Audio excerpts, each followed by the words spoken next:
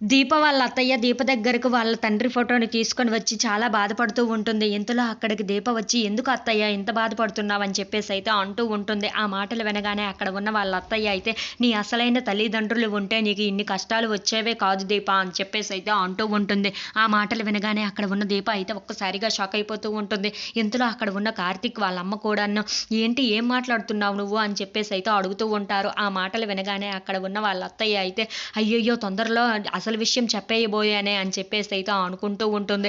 ఇంతలో అక్కడికి దీప వచ్చి ఏంటత్తయ్య నువ్వేం మాట్లాడుతున్నావు, అసలైన తల్లిదండ్రులు ఏంటి, నాకు ఊహ తెలిసిందేంటి, నేను నా తండ్రి దగ్గరే కదా ఉన్నాను, అలాంటిది మళ్ళీ ఇప్పుడు నువ్వు అసలైన తల్లిదండ్రులు అంటున్నావేంటి అని చెప్పేసి అయితే ఆరా తీస్తూ ఉంటుంది. ఇంతలో అక్కడ ఉన్న వాళ్ళ అత్తయ్య అయితే నేను ఏదో మాట్లాడేస్తున్నానే బాధలో ఉండి, అంతే తప్ప నీకు అసలైన తల్లిదండ్రులు ఎవరు ఉన్నారు, అది మీ తండ్రే కదా అని చెప్పేసి అయితే అంటూ ఉంటుంది.